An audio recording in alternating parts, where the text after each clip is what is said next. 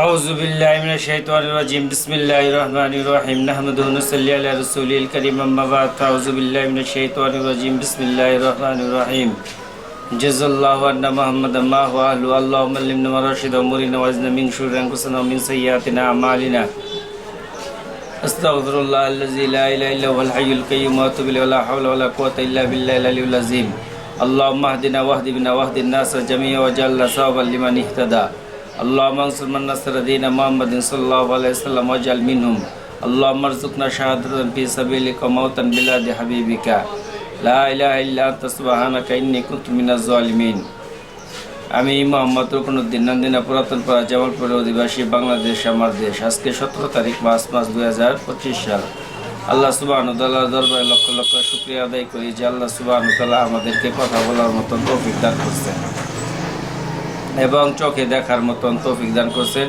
এই জন্য মহান সৃষ্টিকর্তার দরবারে আমি শুকরিয়া আদায় করি। আল্লাহ সুবহানাহু ওয়া তাআলা যাকে চান তাকে ইজ্জতের আসনে বসান, যাকে চান তাকে বেইজ্জতের আসনে বসান। এই জন্য আমরা যে কোনো অবস্থায় থাকি না কেন আল্লাহ সুবহানাহু ওয়া তাআলার দরবারে শুকরিয়া আদায় করব। আল্লাহ সুবহানাহু ওয়া তাআলা আমাদেরকে সৃষ্টির শ্রেষ্ঠ জীব মানুষ করে দুনিয়াতে পাঠাইছেন, সেটা হলো আশরাফুল মাখলুকাত, সেটা হলো ইনসান। যার ফলে যখন আল্লাহ সুবহানাহু ওয়া তাআলা আদমকে বানাইতে চাইলেন তখন ফেরেশতারা না করছিল যে তাদেরকে বানানোর দরকার নাই, তারা তো দিমাউন রক্ত জড়াবে। আল্লাহ তাআলা বলছে ইন্নী আ'লামু মা লা তা'লামুন, আমি যা জানি তোমরা তা জানো না। তো আল্লাহ সুবহানাহু ওয়া তাআলা মানুষকে বানাইছে, বানানোর পরে আল্লাহ তাআলা সমস্ত ফেরেশতাদেরকে হুকুম দিল ফাসজুদু, তোমরা সবাই সিজদা করো। তো সবাই সিজদা করলো ইল্লা ইবলিস, ইবলিস শয়তান সিজদা করলো না। ইবলিস শয়তান বলল আনা খলাকতুম মিন নার, যে আমাকে তুমি আগুন দ্বারা বানান করছো আর আদমকে তুমি বানাইছো খলাকতুম তিন, যে মাটির দ্বারা তৈরি করছো। তো আল্লাহ তাআলা আদম আলাইহিস সালামকে সম্মানকে বৃদ্ধি করার জন্য সমস্ত ফেরেশতাদেরকে দিয়ে সিজদা করাইছে। সেই জন্য আল্লাহ সুবহানাহু ওয়া তাআলা মানুষের সম্মানকে বৃদ্ধি করাইছে। এর জন্য আমরা মানুষ হিসেবে নিজেকে গর্বিত বোধ করব এবং মানুষ হিসেবে নিজেকে মনে করব যে আমি একজন আল্লাহ তাআলার সৃষ্ট জীবের সেরা মাখলুক। আর আমার যে বৈশিষ্ট্য হওয়া দরকার সেটা হলো যে মানুষের যে কৃতকলাপ ওই ধরনের বৈশিষ্ট্য দরকার।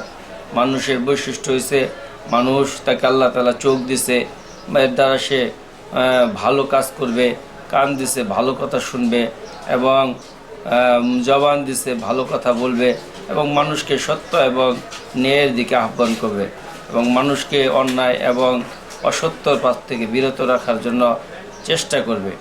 আল্লাহ তাআলা বলছে ইনফিরু খিফাফা ওয়া সিকালা, তুমি যে অবস্থায় থাকো না কেন, ধনী থাকো, গরিব থাকো, অন্ধ থাকো, ল্যাংড়া থাকো, কানা থাকো, বোবা থাকো, যে অবস্থায় থাকো না কেন তোমাকে সত্য দিনের কথা তোমাকে বলতে হবে, সত্য দিনের জন্য তোমাকে গড় হইতে বের হইতে হবে এবং মানুষকে সৎ কাজের আদেশ করবা, অসৎ কাজে নিষেধ করবা। এটা তোমাকে গুরু দায়িত্ব দেওয়া হয়েছে। ওয়াইনতা জাহার, আল্লাহ সুবহানাহু ওয়া তাআলা বলেন যে আমরে বিল মারুফ নাহি আনিল মুনকার, তুমি সৎ কাজের আদেশ করবা, অসৎ কাজে নিষেধ করবা, এটা তোমার কাজ। এই জন্য আল্লাহ তাআলা আমাদেরকে পাঠাইছে। কারণ মানুষ যদি সত্য কথা না বলে তাহলে মানুষ আস্তে আস্তে এক সময় শয়তানের ধোঁকায় পড়ে মানুষ আরও ক্ষতিগ্রস্ত হবে। সেই জন্য আমাদেরকে সত্য দিকে মানুষকে ধাবিত করতে হবে।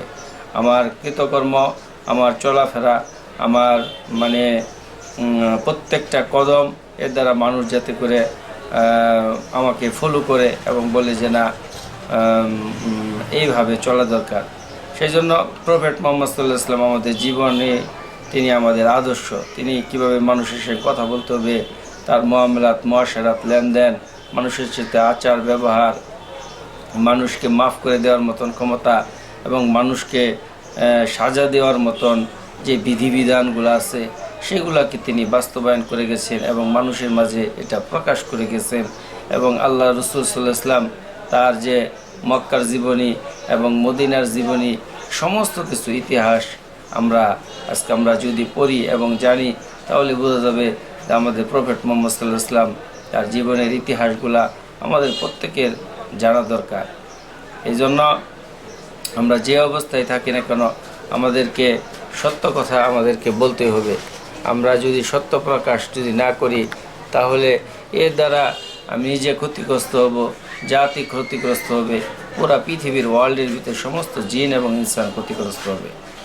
সমস্ত জিন এবং ইনসানের ক্ষতিগ্রস্ত থেকে বাঁচার জন্য আল্লাহ সুবহানাহু ওয়া তাআলা আইম্মে জাহিলিয়াতের যুগে, বর্বরতার যুগ, যে এমন এক যুগ ছিল তখন রোম পারস্য সবচেয়ে বড় শক্তিশালী ছিল। রোম পারস্য তাদেরকে শাসন করতে চায় নাই। তারা কতটুকু নিকৃষ্ট ছিল যে এত নিকৃষ্টর কারণে তাদেরকে পর্যন্ত শাসন করতে পর্যন্ত চায় নাই।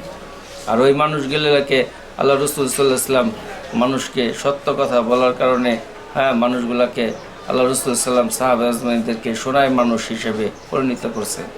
তো আল্লাহ রাসূল সাল্লাল্লাহু আলাইহি ওয়াসাল্লামের অক্লান্ত পরিশ্রম, অক্লান্ত কষ্ট, অক্লান্ত যন্ত্রণা, দুঃখ, বেদনা, এই সব কিছু সয়েই তিনি মানুষের মাঝে তিনি কি করছেন, সত্যকে প্রতিষ্ঠিত করার জন্য নিজেকে কখনো তিনি শান্তিতে রাখার জন্য চেষ্টা করে নাই। আরবের কুরাইশবাসীরা তাকে বলছিল, তোমাকে এক হাতে সূর্য দেওয়া হবে, আর এক হাতে চন্দ্র দেওয়া হবে, তারপরে তুমি এই এক আল্লাহর সত্য রুবুবিয়তের কথা তোমরা বলো না। তখন তিনি বলছে যে না, আমাকে এক হাতে সূর্য আর চন্দ্র দেওয়া হলেও তোমরা তো বলছো আরবের বাদশাহগিরি, আরবের সুন্দরী নারী, আরবের সুন্দরী রমণী এবং আরবের ক্ষমতা, এক হাতে সূর্য এবং চন্দ্র দিলেও আমি ওই সত্যের কথাই বলবো। তো ওই মানুষগুলোর উপরে আল্লাহ রাসূল সাল্লাল্লাহু আলাইহি ওয়াসাল্লাম সত্য বাণী প্রচার করতে গিয়ে তার জীবনের যে সমস্ত কষ্ট ক্লাস আসছে তিনি এগুলাকে সবর করছেন। আল্লাহ সুবহানাহু ওয়া তাআলা বলছেন, ওয়ালাসরি ইন্নাল ইনসানা লাফি খুসর ইল্লাল্লাযিনা আমানু ওয়া আমিলুস সলিহাতি ওয়া তাওয়াসাউ বিল হাক্কি ওয়া তাওয়াসাউ বিস সাবরি। তো এই অবস্থার ভিতরে তিনি আল্লাহ তাআলা কি করছেন, আমাদের নবী মুহাম্মদ সাল্লাল্লাহু আলাইহি ওয়াসাল্লাম সবর করছেন। তো সত্যদিন প্রচার করতে গেলে হয়তো একটু কষ্ট ক্লাস আসবে, এর জন্য আমাদেরকে সবর করতে হবে এবং আমাদেরকে ধৈর্য ধরতে হবে।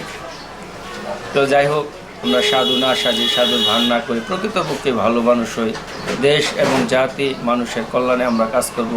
এমন কোনো কাজ করব না যেটা বাংলাদেশের জন্য ক্ষতি হয় এবং কি রাষ্ট্রের জন্য ক্ষতি হয় এবং আমরা অন্য রাষ্ট্রের কাছে আমরা লজ্জিত হতে হয়। আমরা নিজেকে সমস্ত ভালো কাজের ভিতরে নিয়োজিত করব, মন্দ কাজ থেকে নিজেকে বিরত রাখার জন্য চেষ্টা করব, দেশের জন্য কাজ করব।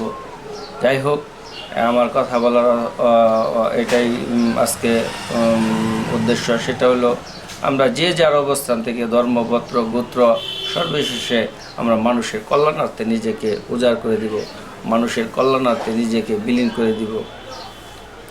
কারণ মানুষ সৃষ্টির শ্রেষ্ঠ সেরা জীব, আর মানুষের জন্য আমি যখন কাজ করব তখন আমি স্মরণীয় বরণীয় হয়ে থাকব মানুষের হৃদয়ের মাঝে।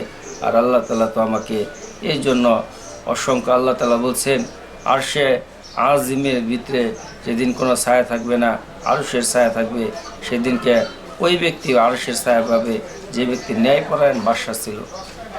আল্লাহ তাআলা আমাদেরকে কথাগুলোকে বোঝার এবং তৌফিক দান করুক। স্লিপ অফ টাং, কোনো কথার ভিতরে ভুল হলে অবশ্যই ক্ষমার দৃষ্টি দেখবেন। আমার নাম রুকনউদ্দিন, নান্দিনা পুরাতনপাড়া, জামালপুর অধিবাসী, বাংলাদেশ আমার দেশ। আসসালামু আলাইকুম ওয়া রাহমাতুল্লাহি ওয়া বারাকাতুহু। সারা ওয়ার্ল্ডের সমস্ত জিন এবং ইনসানের হেদায়েতের জন্য আমি দোয়া করি এবং হেদায়েতের জন্য আমরা সবাই চেষ্টা করি। প্রত্যেকটা মানুষ কীভাবে জাহান্নাম থেকে বেঁচে যায় এবং জান্নাত পাওয়া যায়, এটাই আমাদের লক্ষ্য এবং উদ্দেশ্য থাকা দরকার। আসসালামু আলাইকুম।